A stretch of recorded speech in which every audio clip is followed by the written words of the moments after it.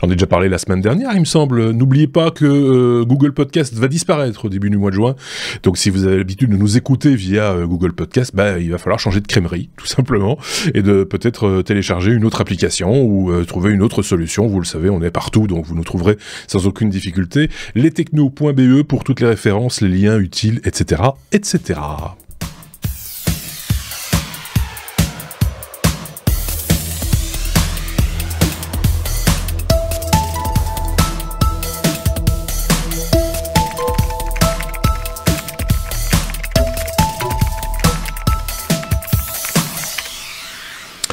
Les Technos, épisode 447 avec mes deux petits camarades que sont d'un côté Sébastien en Belgique.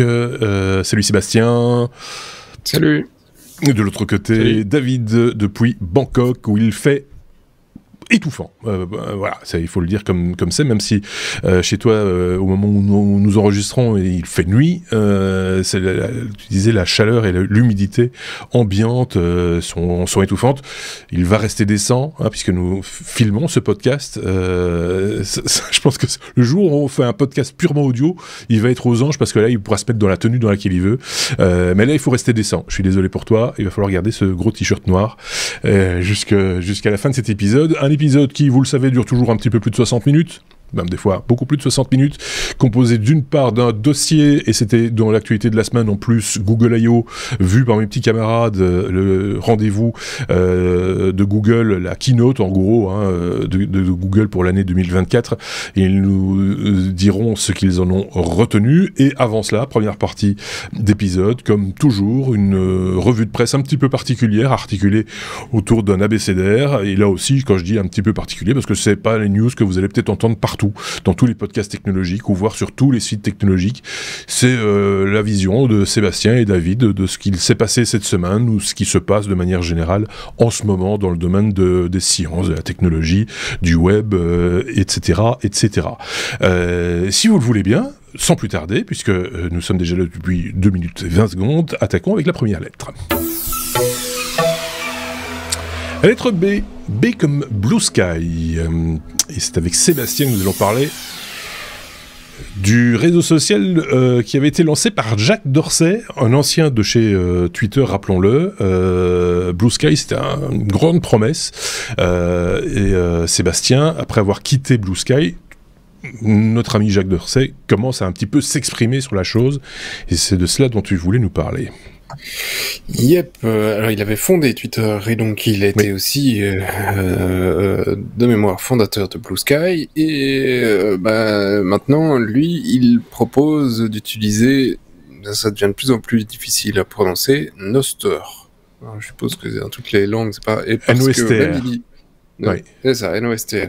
C'est dit, et même qu'il il met des pépettes dedans. Et donc, pourquoi il était parti de chez Twitter et qu'il, à un moment, a fricoté un peu avec Elon, c'est parce qu'il espérait créer un nouveau réseau social sans modération. Donc, voilà, t'écris ce que tu veux, point.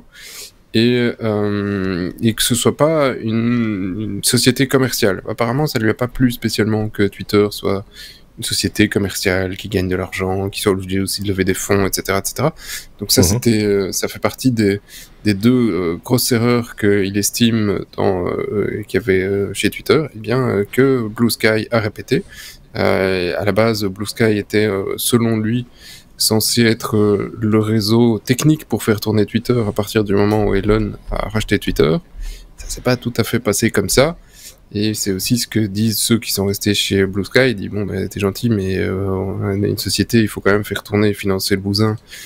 C'est pas juste un protocole ouvert et on n'est pas tous dans le monde des bisounours, on doit payer notre loyer, manger des tutti quanti, donc c'est une société indépendante avec un board, des stocks, etc., etc.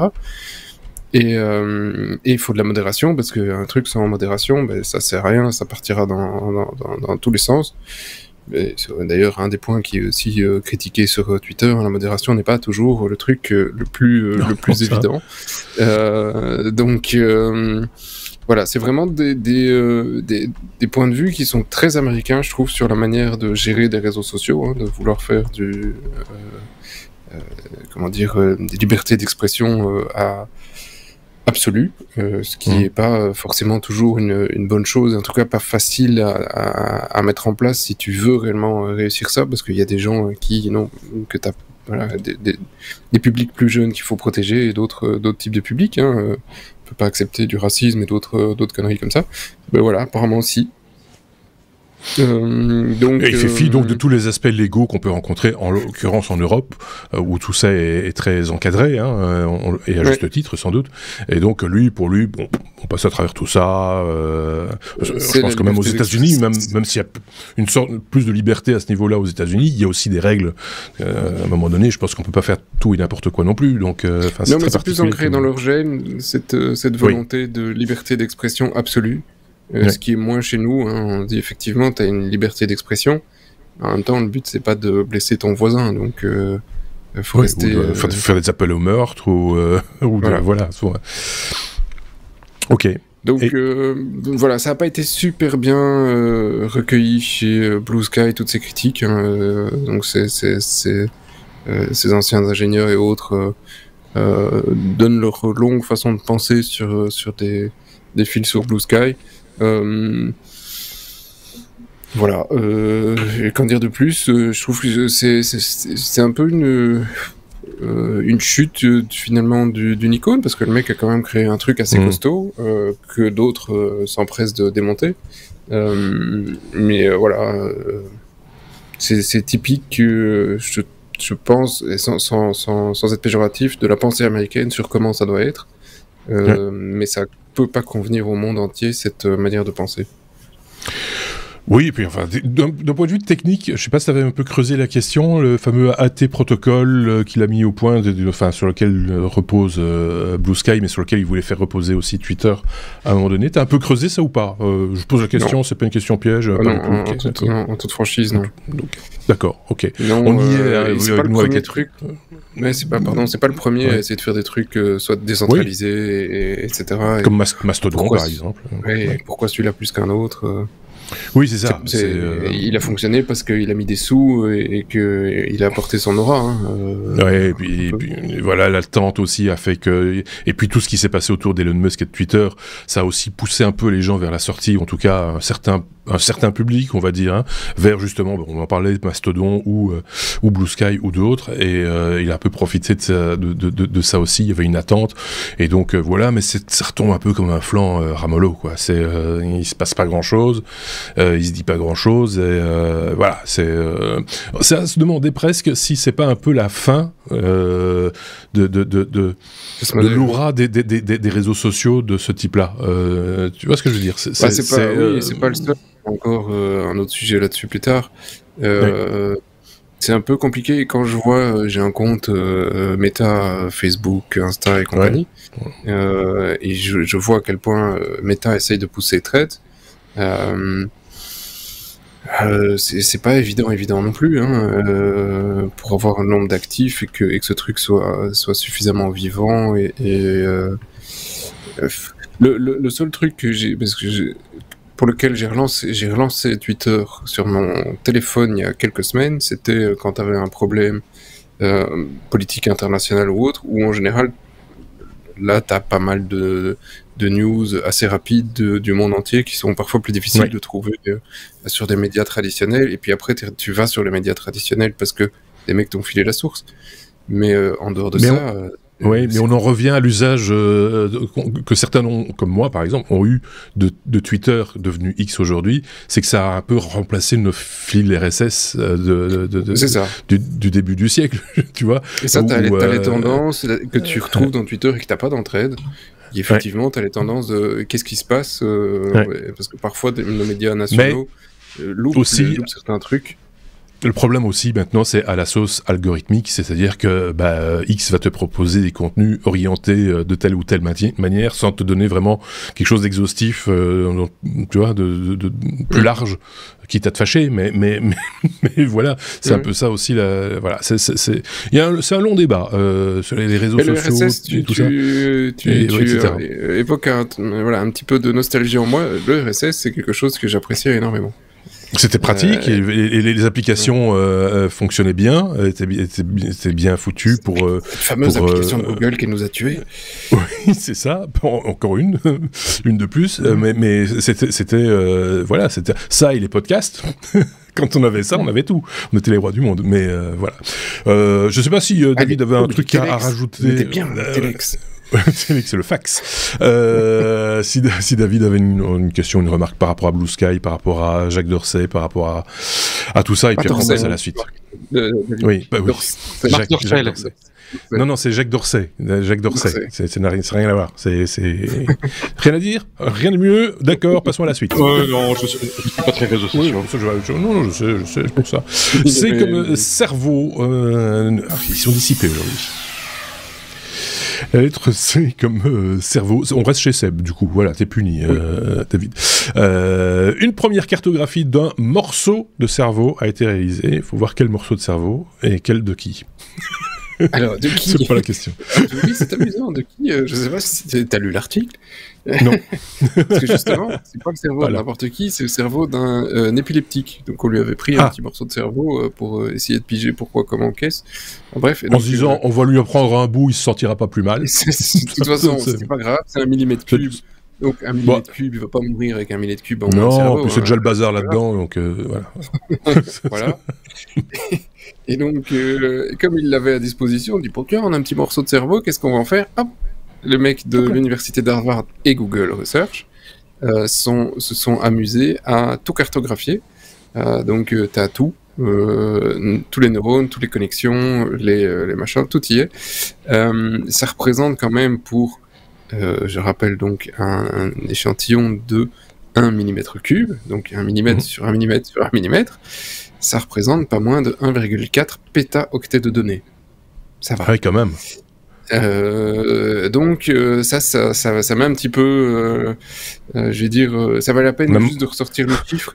Donc ça oui, on a quand même un petit peu de données dans le cerveau. Oui, c'est ça. Et puis, et si on aimerait avoir des serveurs de ce genre-là, tu vois, tu vois, ce qui prête pas tant de place que. Voilà. Oui, c'est pratique à transporter. Juste 1 mm3 avec 1,4 pétaoctets de données, je suis sûr que David et moi, on serait très contents.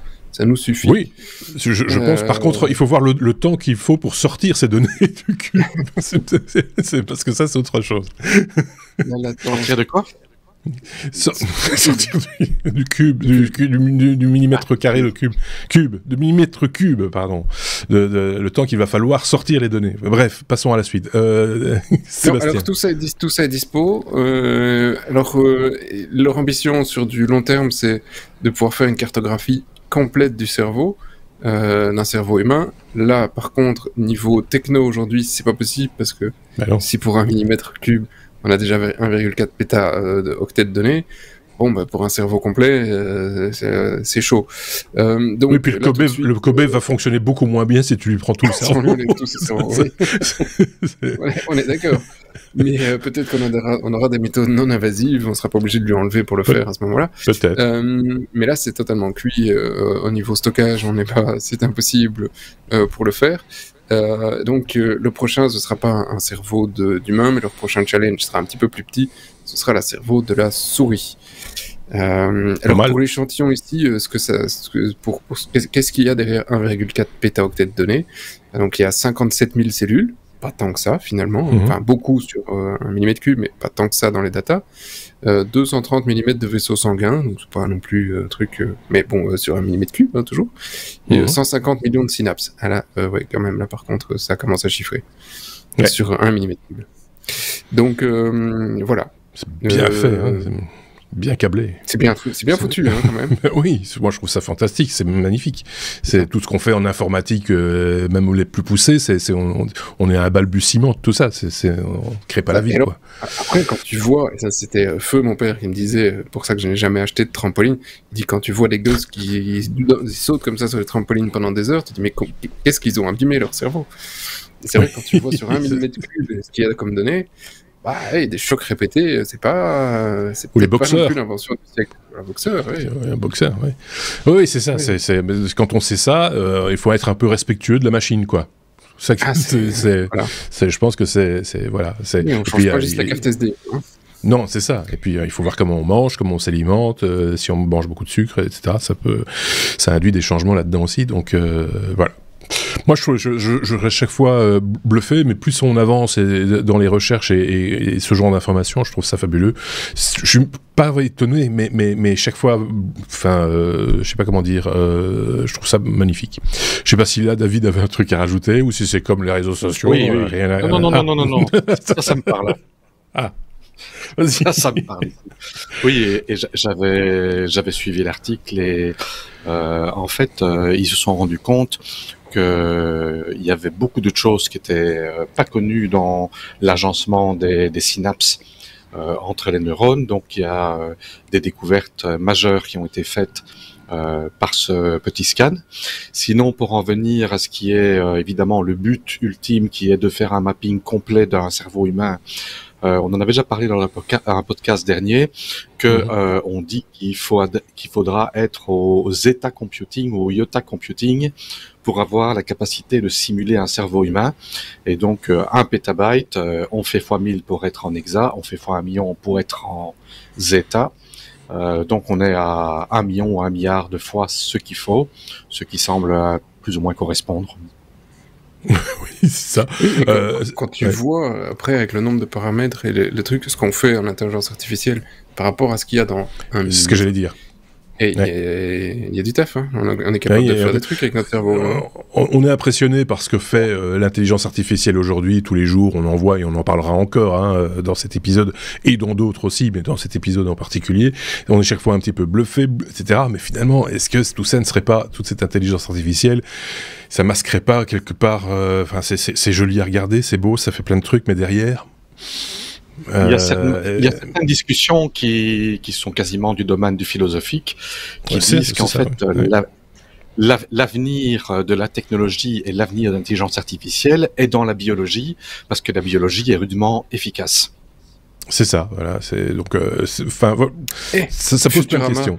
Hein, les cerveaux dans les petits bols. Enfin, dans des pots. C'est moi. Oui, moi, quand tu parles de ça, je pense à Mars Attack. Je sais pas pourquoi. C'est pas Mars Attack, mais c'est un peu ça, ouais. J'ai cette image qui m'est venue d'un coup, qui n'a strictement rien à voir, mais voilà. Ok, bon, on n'a pas fini de parler de cerveau, d'intelligence et d'intelligence artificielle, ça, je peux vous le promettre. La lettre O comme bot. Ah bah voilà, tiens, OpenAI. Ou OpenAI. Nouvelle itération majeure de GPT dévoilée cette semaine. On a vu ça, si vous suivez sur les réseaux sociaux, sur le coup, des gens qui traitent de ce genre de sujet dans des podcasts, dans des sites technologiques, etc. Bah, tout le monde s'est un peu ému de cette annonce et de la sortie de ChatGPT 4-O. David, qui fait mieux, qui fait tout mieux, moins cher, qui parle, etc., etc. Mais tu vas nous en dire plus. 4O, c'est bien ça. OpenAI avait préannoncé qu'ils allaient faire une annonce bien juteuse. Donc, il y a eu beaucoup de discussions qui disaient que ce sera un GPT-5 ou pas, ou ci ou ça. Finalement, c'est GPT-4O qui, a priori, ça ne pète pas plus que son nom, si je peux me permettre le jeu de mots, mais qui en fait est une amélioration assez majeure. Et le O, c'est O comme omni, ça veut dire que c'est un assistant multimodal et qui fait un petit peu de tout. Donc, il fait de la reconnaissance vocale, de la compréhension de langage naturel, il fait de la reconnaissance d'images et de vidéos, il ressent également des images de la vidéo. En plus de ça, il a été réentraîné à partir de zéro parce que je ne sais pas si on en avait parlé dans les podcasts précédents, mais GPT-4 Turbo avait eu une fâcheuse, un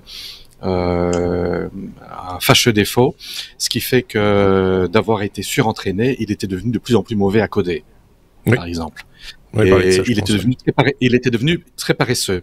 Donc on lui posait des questions et il répondait de manière paresseuse. Il dit, il faisait 2 lignes de commentaires et il dit, t'as qu'à développer ça toi-même. Et puis tu lui redemandes, il te répète ça une fois, deux fois, trois fois.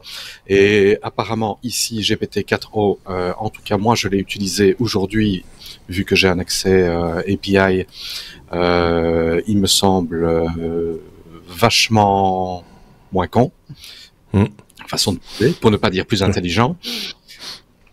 Parce que c'est quand même artificiel. Il est entraîné jusque, je pense que c'est octobre 2023. Il est moins cher.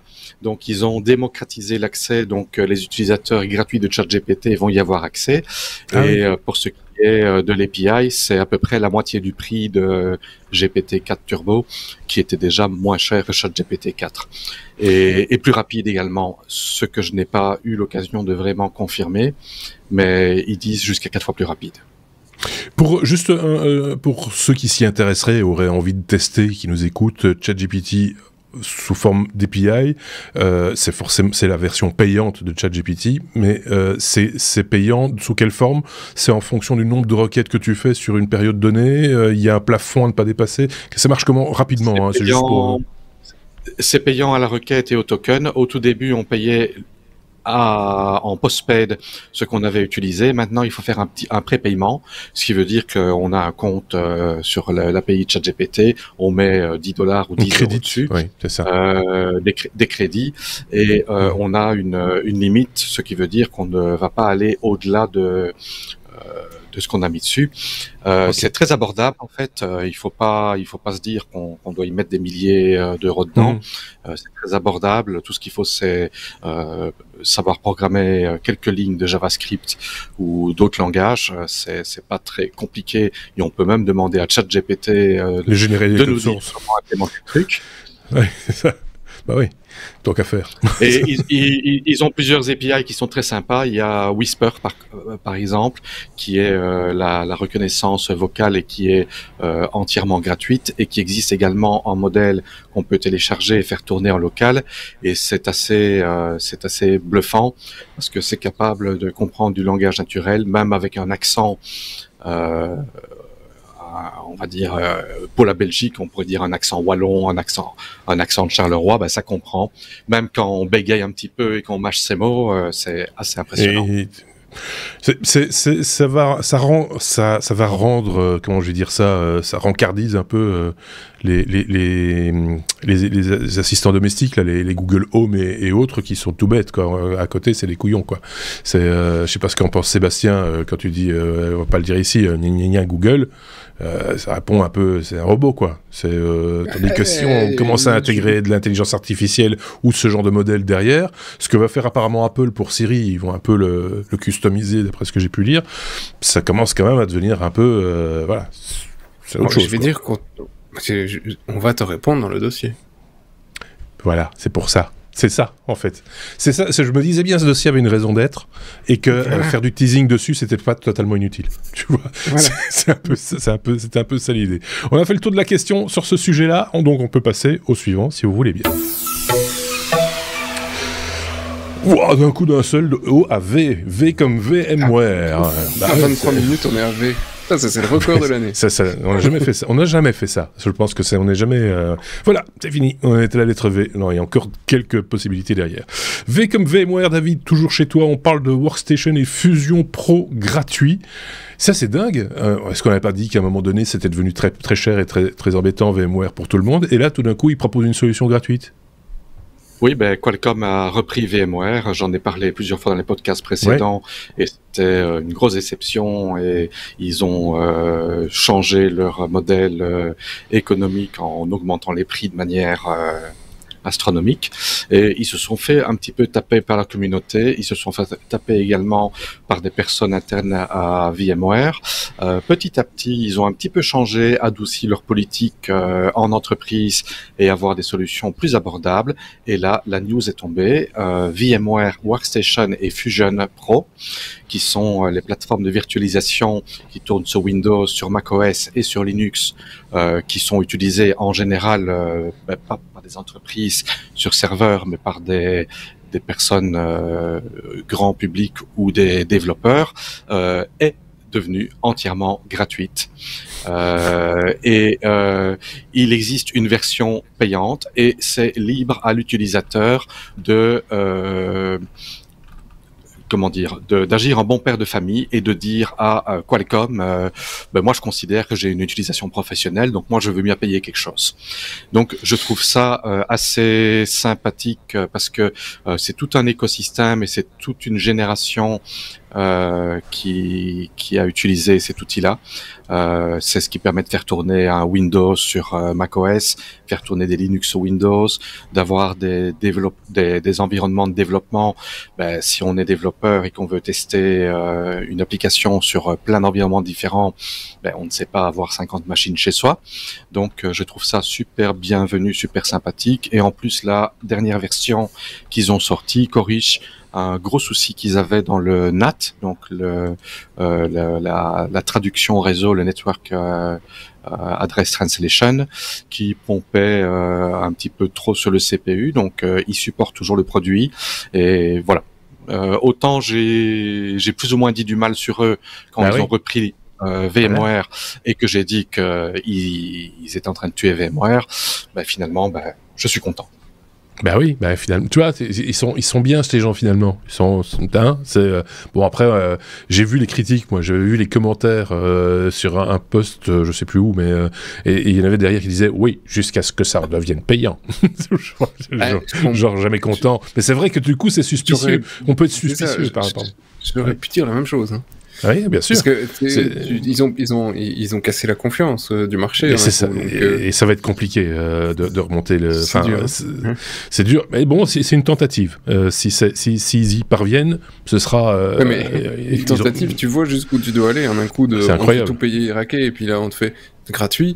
Et la prochaine étape, c'est quoi ça va leur un massage d'épaule. Il dit vas-y, reprends, VMware, c'était bien. Oui, je sais pas. Mais non, ce qu'il faut dire quand même, c'est que VMware Workstation et Fusion, du temps que c'était pas encore repris par Qualcomm, c'était payant, mais ils étaient très laxistes, ce qui veut dire qu'il y avait des clés qui étaient disponibles sur le net. C'était pas un truc pirate, c'était pas un crack, et c'était volontaire de la part de VMware parce que c'était tout à leur avantage qu'il y ait le plus de gens possible qui utilisent leur software. Donc finalement, ça reste gratuit comme c'était avant, on va dire, pour les gens qui n'avaient pas d'argent. J'ai un message dans mon oreillette. Il paraît que le trésorier a démissionné. Le chef comptable a démissionné. Et ça, voilà, c'est sur les factures. Hein, là. Ouh là là là là là là. Mais bon, c'est de bon compte. Même si ça ne dure que quelques temps, chacun pourra s'en servir et c'est tant mieux finalement. Mais c'est vrai que prendre ses habitudes quelque part et puis d'un coup, poum, le coup de bambou, on vous envoie la facture. C'était moyen. On verra ce qu'il en sera dans les mois, les années à venir, parce que ça va pas, ils vont pas tourner Kazakh tout de suite. Hein. Ils vont laisser un peu. Non, je pense pas. Ça fait 25 ans que je suis dessus. Voilà, c'est ça. Ils vont laisser couler un peu d'eau sous les ponts avant de changer peut-être encore une fois de politique. On verra bien. On est déjà à la lettre W. W comme Workplace. Faut que vous me rappelez ce que c'est. Sur l'alphabet, oui. Oui, VW. Parce que le O est avant le A, mais on comprendra. Je comprends plus. C'est pas grave. Le O est avant le A, mais il n'y a pas de A. Ah bah si, après. À quoi, il y a quoi? Le sujet suivant, il y a un A. Je veux pas vous spoiler. Mais... Ah oui, d'accord, ok, dans la deuxième lettre. Ouais, monsieur, on n'a jamais tenu compte de la seconde. On ne tient compte que des... Non, on fait que les majuscule. Donc c'est W comme Workplace. Workplace, et puis il faut une alternance quand même entre vous deux. Rappelle-nous de quoi s'agit-il. Workplace, je sais même plus ce que c'était. C'était la place de marché de Facebook, ça, non? Non, je dis une bêtise. C'était leur version pro. Ah oui, c'est juste. En gros, il y a des années, Mark Zuckerberg s'est dit, je vais faire un truc pour les gens, discuter avec sur l'université, c'était cool. Et puis ça a bien marché, il a un gros réseau. Et puis on m'avait dit, ouais, c'est gentil, mais tu sais faire que Facebook, gna gna gna gna gna. Hein, il dit, oh, je gagne beaucoup d'argent, mais tu vas voir, je vais te faire la même chose, mais pour les sociétés, ça va être génial. Donc il a fait un Facebook Pro où chaque société, et ça a été, il y a pas mal de sociétés qui se sont lancées dans les médias, hein, même je pense, petit cahier en disant, hey, ça y est, hop là, et on embarque tout le personnel, comme ça, vous pouvez parler entre les services, les machins. Et en fait, c'était un Facebook privatif pour les sociétés. Ça n'a pas bien marché. Je confirme. Voilà. Ça n'a pas été le succès escompté et ça semble plus on l'a sorti juste pour l'ego, disant vous avez vu, on sait faire autre chose. Bon, maintenant ils font d'autres choses et donc ils disent bon, finalement on peut le fermer, je pense. Si ça se trouve, ils l'utilisaient plus eux-mêmes. De toute façon, on était les derniers à l'utiliser. Il n'y a plus personne, tu peux éteindre les lumières. Alors, ils nous préviennent quand même suffisamment en avance. D'ici gentil. Septembre 2025, c'est coupé. Et donc, et puis, enfin, oui, alors, il y a des choses qui vont commencer à diminuer et ce sera en lecture seule à partir de 2026. Et puis après, fini, on coupe la prise. Ouais, donc, ça, nous prévient quasi 2 ans à l'avance. Ça laisse le temps aux entreprises de se retourner.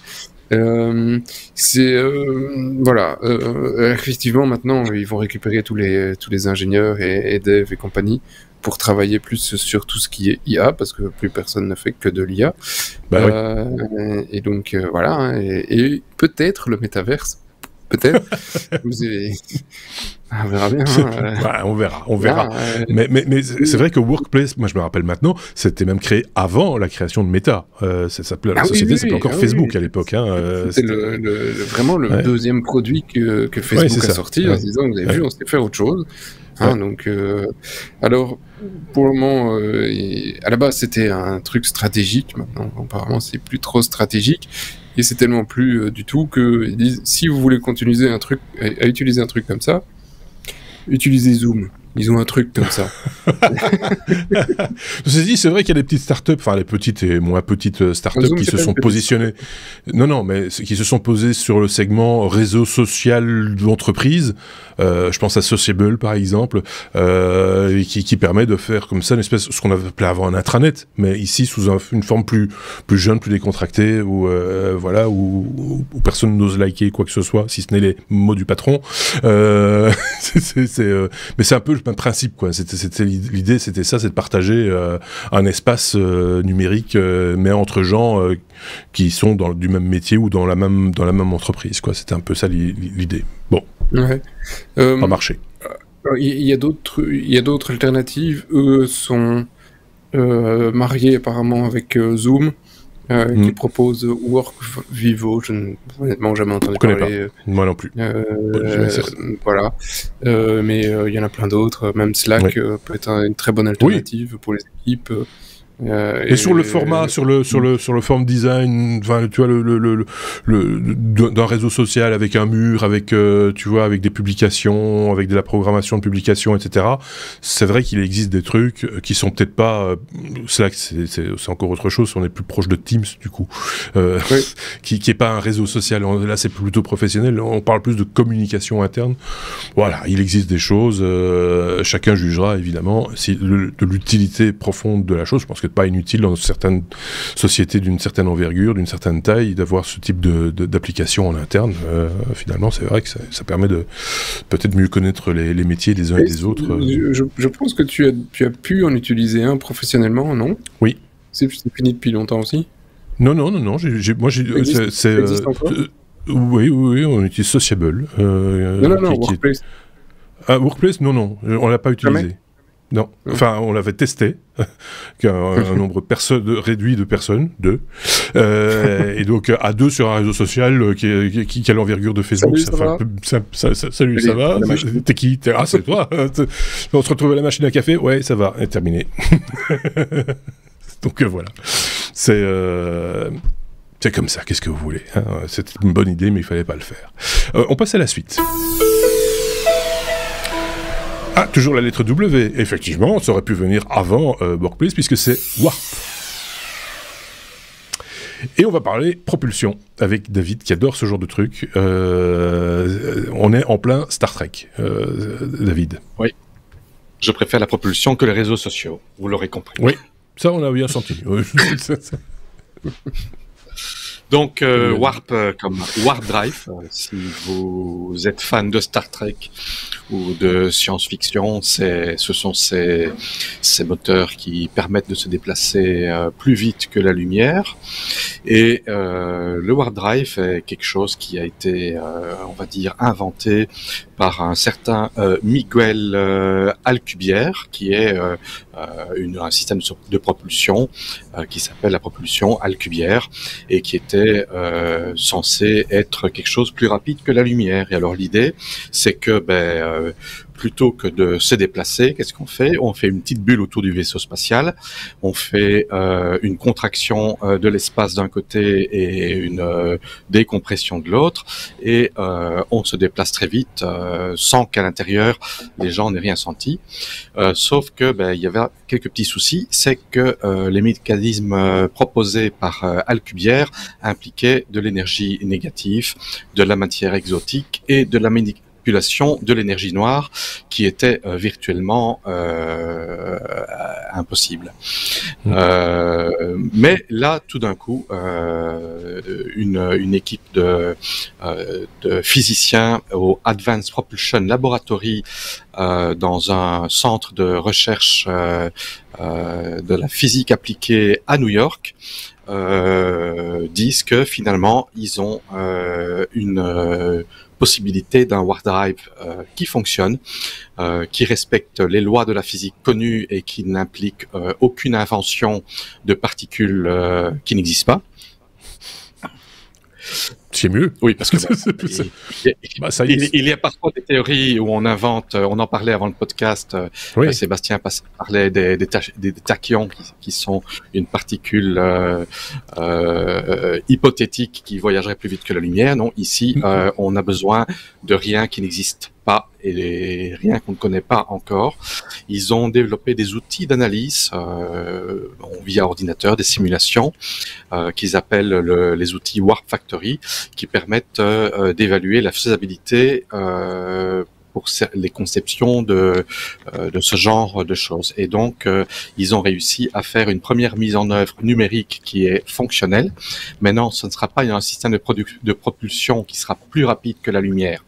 On parle de quelque chose qui est moins rapide que la lumière, parce que évidemment il faut respecter les lois de la physique, mais ça pourrait à quand même très très long terme offrir un moyen de voyager beaucoup plus rapidement dans l'espace, un petit peu comme dans Star Trek, et ça permettrait également de solutionner les problèmes d'accélération, parce que si on accélère très rapidement, on est complètement écrasé.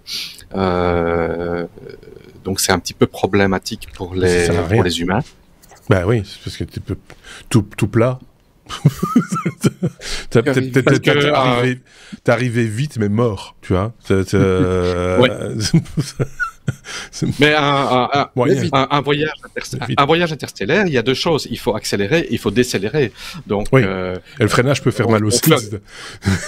Il faut faire les deux. Donc, c'est très intéressant de pouvoir accélérer et freiner vite sans péter le nez dans le pare-brise. C'est-à-dire que quand tu démarres, t'as les mouches sur le pare-brise, et quand tu t'arrêtes, c'est toi sur le pare-brise. Tout ce qui te sépare des mouches, c'est le pare-brise, en fait. Donc, non, c'est moyen, quoi. Alors, moi, j'adore, parce que j'adore comment David nous explique la chose, comme si ça était tout à fait naturel. Et regardez, ici, c'est une révolution, parce qu'il y a des choses connues dedans. Et donc, forcément, ça marche.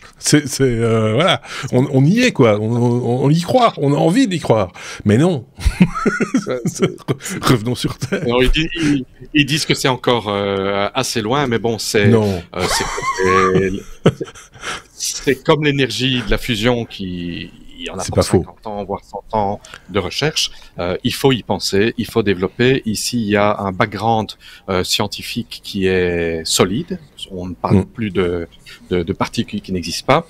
Il y a des documents qui ont été publiés, mais les scientifiques qui travaillent là-dessus, eux-mêmes disent que c'est potentiellement réalisable dans un futur lointain. voilà. Et peut-être pas si lointain que ça, aidé par des intelligences artificielles, par exemple, parce que ça peut accélérer aussi la réflexion, la manière dont on cogite les choses. Peut-être que nous sommes un peu limités, qu'avec toute cette intelligence artificielle qu'on nous promet, on sera peut-être à même d'arriver à avoir des résultats sur ce genre de technologie. Qui sait ? Qui sait ? Oui, on sait rien. J'ai l'impression que je me suis quand même fait allumer 2-3 fois par David sur ce truc ici. J'ai l'impression. Ouais, j'ai l'impression. Hein. Moi, je voudrais quand même dire pour caution, si, un petit peu. C'est avant de passer au dossier, c'est t'as qui on d'y penser. Oui, enfin bon, chacun jugera de la qualité du jeu de mots. Ah, si tu veux, j'en ai une autre. Hein. Mais la question n'existe pas. Mais les tachyons n'existent pas. Enfin, on n'est pas sûr. Enfin, ils existent ou pas, c'est ça le truc. C'est ça la différence. T'avais une autre bêtise? Ah oui, j'en ai une autre tout aussi joyeuse. Hein. De toute façon, je t'en prie. Je suppose qu'on sera démonétisé ou un truc comme ça depuis la première blague avec Dorsel. Tu sais... tu sais la dernière chose qui te passe par la tête quand tu décélères du coup je sais pas, par exemple la c'est ça, voilà. Il a dit. C'est un podcast. L'avantage du podcast, c'est qu'on peut revenir en arrière et réécouter. Écoutez bien et vous jugerez de la qualité. J'allais dire la barre de direction. Moi, je suis beaucoup plus technique, beaucoup plus mécanique. Voilà. Mais ça n'a rien à voir. Bon, allez, je pense qu'on est arrivé au bout des news pour cette semaine dans cette revue de presse. Il reste la seconde partie, celle qui concerne ce dossier que nous attendons et dont on a déjà évoqué la possibilité de l'aborder à un moment ou à un autre si David tient encore debout. David, il est en âge, il perd 3 kilos sur ce podcast. Il fait chaud tout d'un coup. Et tout d'un coup, oui, ici aussi.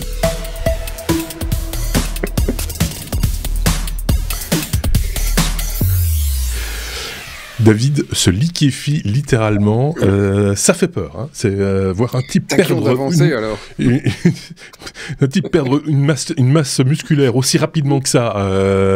C'est waouh. Dossier Google I.O. 2024. Vous l'avez suivi ou vous avez lu beaucoup de choses autour de cette édition de ce rendez-vous proposé par Google chaque année. On l'avait déjà dit l'année passée. Il devrait le rebaptiser en Google AI ou IA plutôt que I.O. Voilà, mais bon, c'est dans l'air du temps. On rentre du boulot. Dire. Parce qu'on rentre du boulot, effectivement, j'osais pas le faire, moi, je me suis privé de ce luxe.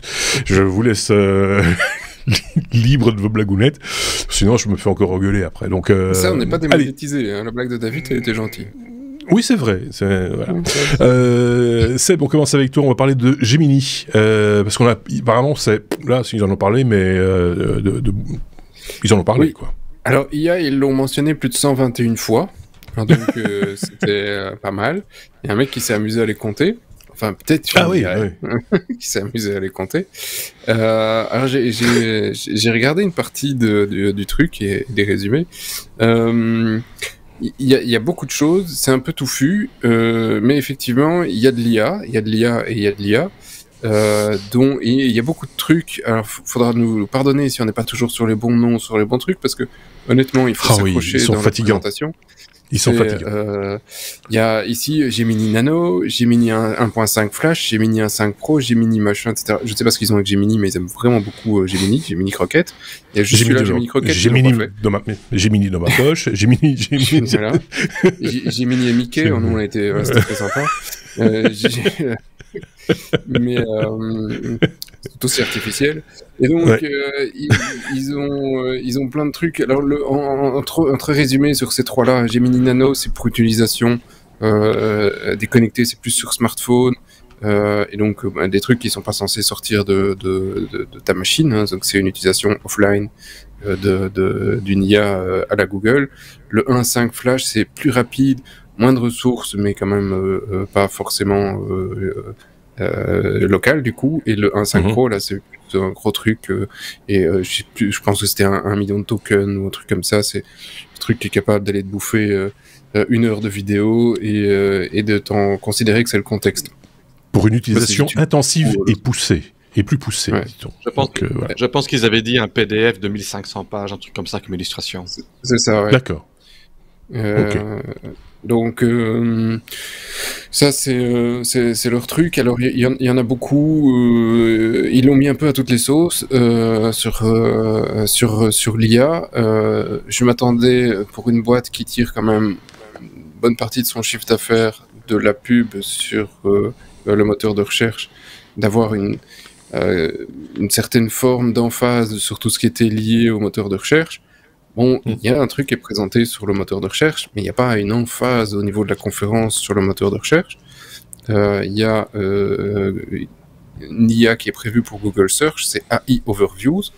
Et donc, en fait, plutôt que, et on en rigolait il y a 10 ans ou 20 ans, quand nos mamans utilisaient Google et disaient « je peux poser n'importe quoi comme question », elle dit « non, t'es con, tu mets un mot-clé, ça va trouver la page et tu vas aller voir ». Ben, maintenant, oui, en fait, le but de ça, qui sera déployé fin d'année, parce que tous les trucs ici, c'est des previews et il y a rien qu'on peut utiliser demain matin. Ben donc prévu fin d'année où on pourra poser des questions et Google, plutôt que de vous sortir les pages pour aller voir le contenu, va vous sortir directement la réponse parce que eux ont digéré le contenu. Alors, moi je trouve ça intéressant.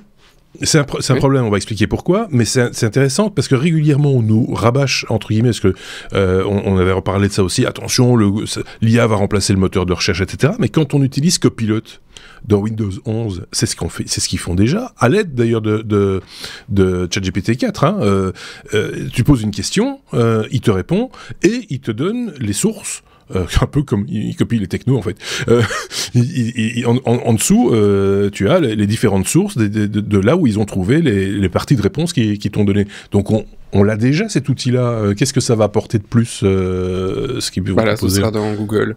Voilà, c'est ça. Voilà, c'est tout. Ce sera pas dans dans Bing. Ce sera dans pas un outil. Ce sera sur le site web de Google. Ce sera à la sauce IA. Et il aura digéré, parce que faut quand même dire ce qu'il est. Google a digéré beaucoup plus de sites web que Microsoft, avec Bing ou les autres. Donc ils ont quand même toujours été meilleurs là-dessus. Mais ça pose un problème assez fondamental pour les créateurs de contenu. Parce que tu fais un site de news, tu fais un site qui explique comment plier des feuilles de papier pour faire des avions, eh bien le mec qui va rechercher, ils vont plus renvoyer sur ton site, ils vont utiliser ton contenu pour répondre à l'utilisateur, mais t'es plus sur le site. Donc, ce qui était déjà un problème sans IA, c'était déjà un problème sans IA, puisque les débuts de réponse que donnait Google, ça posait déjà un problème aux créateurs de contenu, de sites web, etc.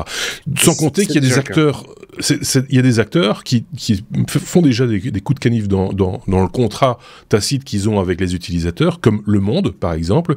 Et c'était un petit peu le scandale d'il y a quelques semaines, voire quelques mois maintenant, où ils ont autorisé, je pense que c'est ChatGPT, OpenAI, à se nourrir et à faire des vérifications à l'aide du contenu du journal Le Monde. C'est-à-dire qu'il y a toujours, ils essaient de cadrer un peu les choses pour qu'ils racontent pas trop de bêtises, et donc ils ont donné des accès privilégiés pour recadrer les informations. Donc quelque part, ici un peu la branche sur laquelle ils sont assis. On peut dire ça comme ça. Oui, parce que après, du coup, quel intérêt pour un Kidam, sans critique sur ce brave Kidam, mais si tu poses la question et que tu as la réponse, pourquoi aller plus loin dans le truc?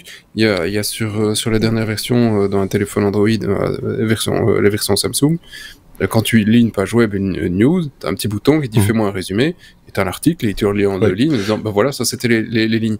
Donc tu n'as même plus l'article. Un détail près peut-être, je te coupe encore une fois, mais ce sera un détail près, c'est la nuance. C'est-à-dire l'opinion que le journaliste ou les journalistes qui ont écrit le papier vont rajouter, l'angle qu'ils vont... Ils les enlèvent. Là, ils vont... L'IA purge tout ça et ça perd un peu de son sel, de son intérêt. Voilà. Parce que ce qui est intéressant, c'est peut-être d'avoir, si c'est un édito par exemple, d'avoir l'avis de l'éditorialiste parce qu'on sait qu'il est de tel... il y a ça qui est intéressant aussi dans l'ensemble de l'information, parce qu'il va te livrer une information, mais basée sur du factuel, mais aussi sur de l'opinion, sur une expérience personnelle, etc. J'ai déjà pas mal essayé sur Samsung, et il n'en extrait que le factuel. Donc tu es libre de toute opinion en général sur le résumé. Donc voilà, ça pose fondamentalement un problème, et j'ai vu pas mal de personnes ces dernières semaines, alors qu'on n'y est pas encore au AI Overviews sur Google, qui se plaignent de la manière dont les algos de Google ont changé ces derniers temps, comme toujours, hein, mais qui disent fondamentalement le trafic sur les sites web, il est en train de diminuer énormément. Comme les trafics sur les forums à l'époque ont complètement crevé quand Facebook s'est lancé, hein. Ça a été divisé par 10 en quelques mois, tout le monde est parti là-dessus. Il y a tous ces échanges communautaires ont disparu, à tort malheureusement, parce que voilà, on peut pas dire que ça a été un grand succès d'avoir cette grand forum Facebook où finalement on n'a pas retrouvé aussi bien ces communautés. Et qui avait plein de spécificités, bah ici tu vas perdre tout le contenu, et du coup si tu perds tous ces créateurs de contenu, de quoi se nourrira la bête après, parce que la bête a besoin de contenu.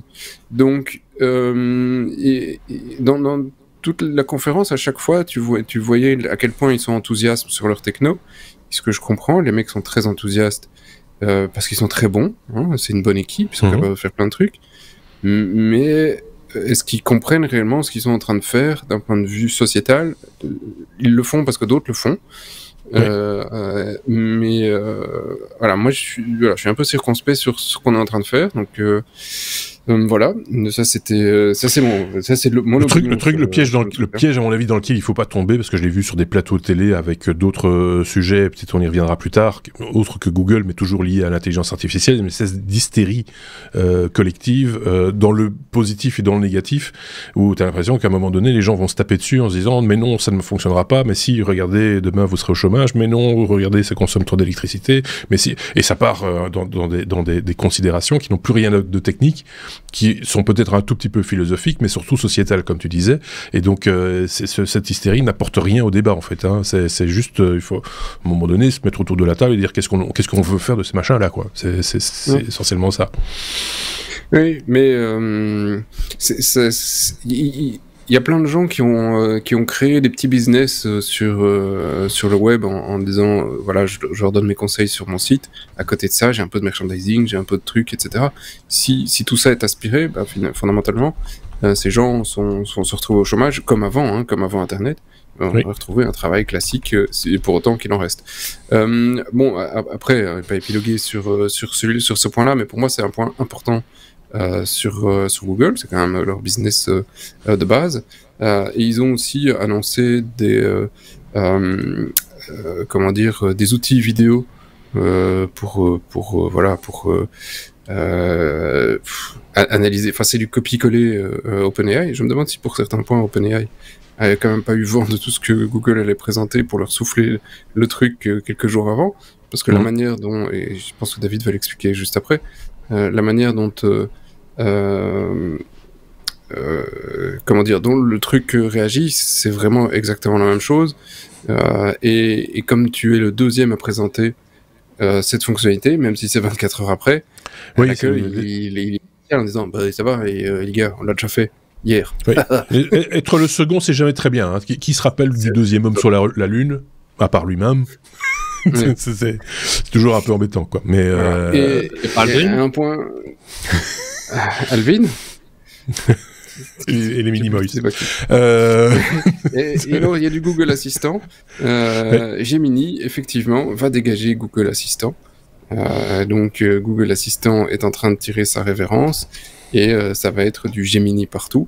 Gemini voilà, c'est assez logique. Et c'est vrai que quand tu regardes et que tu poses une question à ChatGPT et que tu poses une question à un Google Assistant, il y a 5 ans, le Google Assistant, c'était waouh, c'est me dire à combien de kilomètres est la Lune. Aujourd'hui, on se dit bah il a quand même l'air bourré, hein, c'est pas grand chose, il comprend pas grand chose.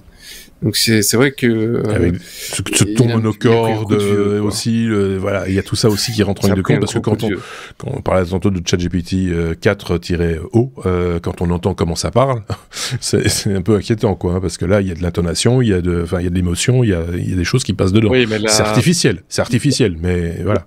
La parole et l'intelligence artificielle sont deux choses différentes parce que les systèmes de speech sont très évolués et d'ailleurs Google a depuis des années l'outil Google Voices qui permet de faire text-to-speech avec des modèles de voix qu'ils appellent WaveNet qui sont très convaincants avec des intonations.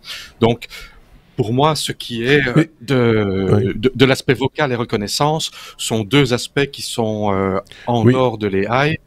Ça bluffe juste quand on l'entend, mais ce n'est pas... J'entends bien, mais ce que je veux dire par là, c'est l'intonation placée au bon endroit. Là, l'intelligence artificielle, tu vois, sur ce que va dire l'intelligence artificielle, savoir où placer la bonne intonation et en fonction de ton interlocuteur ou de la manière dont la question a été posée, tout simplement. Ça, par contre, il y a une vraie interaction entre les deux outils, entre l'intelligence artificielle et l'outil qui génère la voix en question. Mais voilà, ça fait partie d'un tout. Pour ton compte, je fais les comptes. Sébastien, tu reprends. Oui, bon. On se comprend, c'est l'essentiel. David, ici aussi, Google entend révolutionner la création de contenu, on l'a dit. Sous quelle forme et avec quels outils ? Leur outil, c'est Imagen 3, qui est un générateur d'images, de vidéo 1080p, du text-to-image photoréalistique, on va dire comme chez OpenAI et les autres, d'autant plus que Imagen, c'est pas nouveau, vu que c'est la version 3, il y avait déjà une version 2 avant. Ça sera bientôt disponible sur Vertex AI. Alors oui, ça c'est tout leur nom. Il y a Imagen, il y a Vertex AI, il y avait Ven, je sais plus quoi encore. Donc ce n'est pas encore disponible aujourd'hui. On ne sait pas comment ça sera disponible, de quelle manière. Donc ça c'est quelque chose qui est un petit peu dommage, comme disait Sébastien, c'est qu'ici Google ont sorti tout un tas d'annonces. D'ailleurs moi quand j'ai cherché les nouvelles, je suis tombé sur un article qui disait les 100 sujets, les 100 annonces faites par Google lors de leur keynote. 100 ça fait beaucoup. Il n'y a pas grand chose qui est encore disponible. Contrairement, c'est pas le sujet, mais indirectement, vu que c'est leur compétiteur OpenAI, qui a mis à disposition leur GPT-O immédiatement, sans attendre. Donc ça, il faudra voir. Maintenant, oui, c'est tout à fait normal que Google se lance dans les mêmes outils, étant donné qu'ils ont le quasi-monopole de la publicité et des moteurs de recherche. Donc, ils étaient un petit peu en retard. Ils reprennent un peu le chemin qu'ils ont perdu. Moi, ce que j'ai vu qui était intéressant avec leur démonstration Gemini, c'est que on prenait une photo d'un écran ou une vidéo d'un écran et ça détectait que c'était du code et ça expliquait de manière vocale c'est une fonction qui fait de l'encryption, qui fait ci, qui fait ça. Maintenant, bon, la reconnaissance vocale et le text-to-speech, même s'il y a des nouvelles intonations et des choses qui sont plus naturelles, ce sont des outils qui existent déjà pour moi depuis assez longtemps, même avec les intonations. Par contre, ce qui me scotchera, c'est le jour où une intelligence artificielle chantera, et chantera de manière correcte. Et chantera pas de bêtises. Oui, ça ce sera encore autre chose, mais bon, moi je suis pas pressé parce que j'ai regardé l'Eurovision déjà, et le concours Eurovision de la chanson, et je pense que l'humain s'en sort très très bien pour chanter des couillonnades. Donc c'était pas Google qui a gagné. C'est peut-être qu'un jour, je rappelle, on a partagé ça dans les news via les réseaux sociaux. Vous savez, on partage avec vous notre veille technologique. Je pense que c'est l'autre Sébastien qui a partagé une news sur le premier concours de beauté de personnages créés par des intelligences artificielles. Donc là, on y est déjà, quelque part. On commence déjà à rentrer dans ce schéma très particulier. Donc autant le savoir. Ok, non, il y a d'autres trucs. Hein. Oui. Il y a un dernier point que je devais aborder, c'était Android, évidemment. Si on parle de Google, on doit parler d'Android et de nouvelles fonctionnalités très innovantes. C'est un tollback amélioré, une nouvelle protection contre les escroqueries, ce qui peut être assez sympathique. C'est une intelligence artificielle qui permet de derrière dire à la personne écoute, je pense que là tu es en train de te faire couillonner, ça pourrait être sympa. Des optimisations sur la durée de vie de la batterie, et sur le Wear OS, ils vont également introduire un truc qu'ils appellent Circle to Search, qui va permettre l'intégration de contenu de réalité augmentée directement dans Google Maps. Mais évidemment, ce sont des annonces, et ça, je n'ai pas encore vu cette démonstration-là. Maintenant, pour ce qui est de l'intelligence artificielle sur un smartphone comme Android, je pense qu'il y a beaucoup de choses qui peuvent être faites, parce que moi, par exemple, j'ai régulièrement le cas, surtout ici que la température qu'il fait, c'est qu'on tape de travers. S'il peut y avoir un petit peu d'intelligence qui pourrait détecter que c'est pas ça que je tape et que je tape autre chose, il y a pas mal de choses à faire. Sans doute. Si on ouvre cette porte-là, il y a plein de choses à faire, ça c'est évident. En guise de presque conclusion, j'ai envie de dire, Sébastien, on a vu, il y a déjà ce foisonnement d'appellations diverses et variées qui n'aident pas à la compréhension ou à la bonne lecture de l'ensemble de ce qui a été présenté. Est-ce que tout est comme ça un petit peu de bric et de broc, un peu bordélique? Totalement. Et c'est leur reproche, tu vois. Ici, on a parlé de trucs.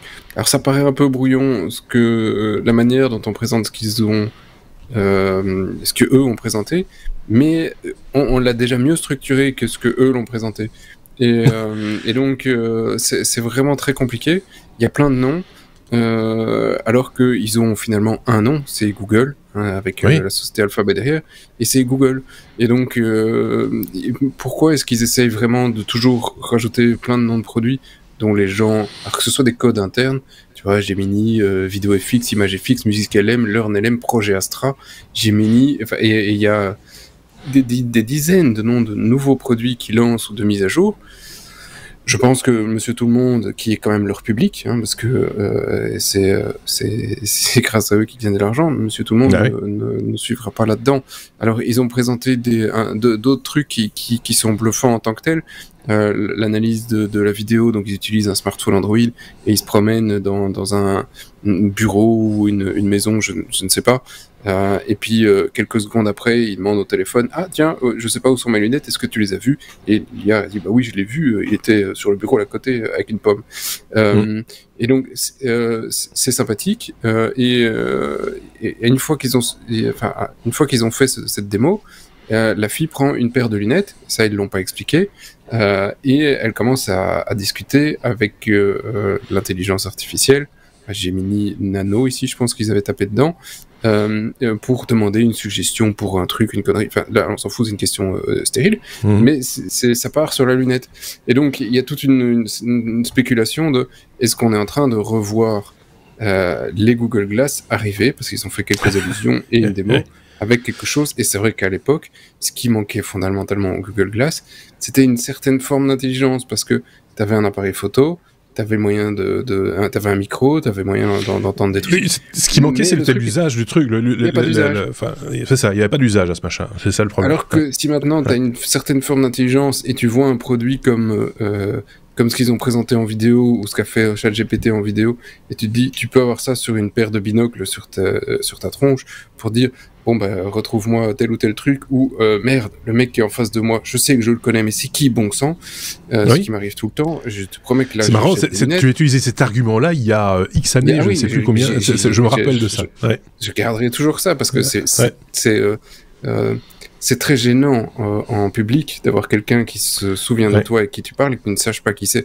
Et c'est une forme de déficience. Je sais plus, il y a une comique très drôle dont j'ai oublié le nom aussi, mais qui a ce même problème. C'est pareil. Et voilà. Et que je salue du coup, mais voilà. Et donc...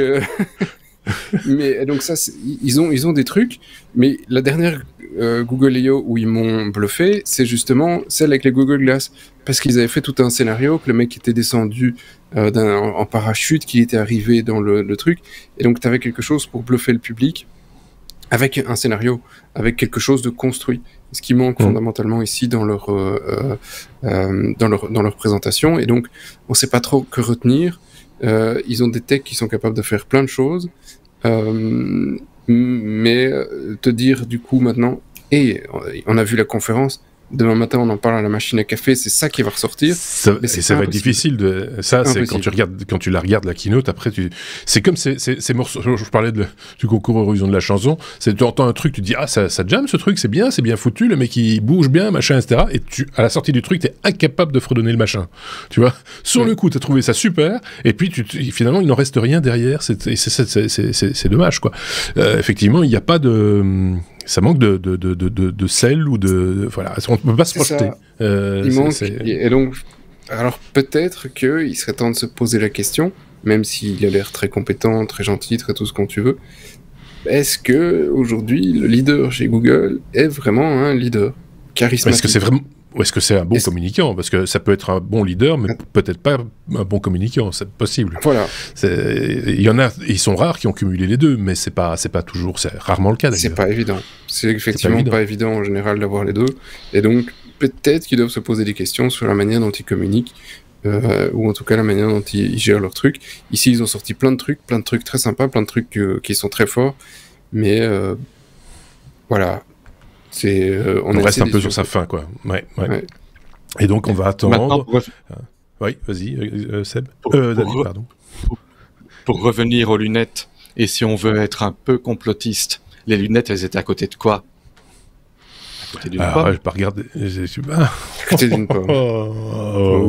Oui, mais une pomme. Est-ce qu'il y aurait des messages subliminaux dans cette présentation? On peut se poser la question. On vous invite on vous mettra le lien d'ailleurs vers la keynote, vous pourrez la revoir, la réécouter ou la regarder et vous documenter sur le sujet, comme on le fait d'ailleurs pour chaque sujet traité chez les technos. On vous met toujours toutes les sources qui ont servi à compiler nos épisodes de manière générale, et vous pourrez comme ça vous faire votre opinion et éventuellement partager avec nous par la suite votre opinion et vos questionnements. Peut-être qu'on pourra y répondre ou pas, on verra bien.